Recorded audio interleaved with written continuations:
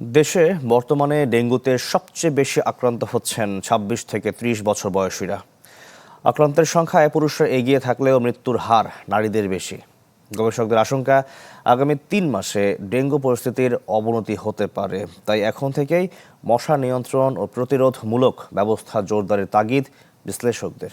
আর এদিকে দেশে ডেঙ্গুর টিকা কতটা কার্যকর হতে পারে তা নিয়েও গবেষণা ও পরীক্ষা চালানোর পরামর্শ দিয়েছেন বিশেষজ্ঞরা। আশাকিন প্রিন্সের রিপোর্ট।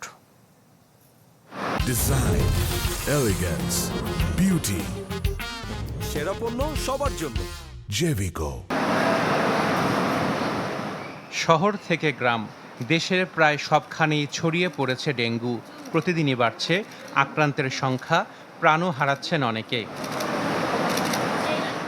রোগতত্ত্ব, রোগ নিয়ন্ত্রণ ও গবেষণার প্রতিষ্ঠান আইডিসিআর ডেঙ্গু সংক্রমণের ৭১টি নমুনা পরীক্ষা করে, যেখানে দেখা যায় দেশে ডেঙ্গুর ৪ ধরনের মধ্যে বর্তমানে সক্রিয় আছে ডেন ৩। স্বাস্থ্য অধিদপ্তরের তথ্য বলছে, চলতি বছরের ১ জানুয়ারি থেকে ২৭ জুলাই পর্যন্ত ডেঙ্গুতে আক্রান্ত হয়েছেন ১৩,৬৪৪ জন। এই সময়ে মৃত্যু হয়েছে ৪৪ জনের। আক্রান্তের সংখ্যায় পুরুষরা এগিয়ে থাকলেও মৃত্যুর হার বেশি নারীদের মধ্যে। আক্রান্তদের মধ্যে বেশিরভাগের বয়স ২৬ থেকে ৩০ বছর। ডেঙ্গুতে এই বয়সী মানুষের মধ্যেই মৃত্যুও বেশি। এমন পরিস্থিতিতে কীটতত্ত্ববিদদের আশঙ্কা, সামনে কঠিন সময় অপেক্ষা করছে। এই মুহূর্তে এডিস মশার ঘনত্ব অনেক বেশি এবং ডেঙ্গু ছড়ানোর জন্য উপযোগী মাত্রায় আছে। আমরা এডিস মশার ঘনত্ব, ডেঙ্গুর রোগীর সংখ্যা, তাপমাত্রা, আর্দ্রতা এবং বৃষ্টিপাত এই কয়েকটি মিলিয়ে যে ফরকাস্টিং মডেলটি তৈরি করি, সেই ফরকাস্টিং মডেলে আমরা দেখতে পাচ্ছি আগস্ট, সেপ্টেম্বর এবং অক্টোবর এই ৩টি মাস ডেঙ্গুর জন্য অত্যন্ত ঝুঁকিপূর্ণ। এদিকে ডেঙ্গুর টিকা কিউডেঙ্গাকে অনুমোদন দিয়েছে ভারত।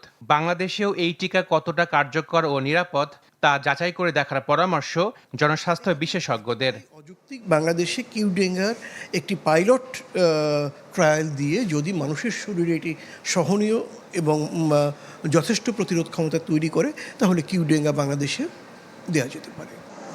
বিশেষজ্ঞরা বলছেন, শুধু চিকিৎসা নয়, ডেঙ্গু নিয়ন্ত্রণে এখনই জোর দিতে হবে প্রতিরোধে। এডিস মশার প্রজননস্থল ধ্বংসের পাশাপাশি বাড়াতে হবে জনসচেতনতা। আশাকিন প্রিন্স, চ্যানেল 24, ঢাকা।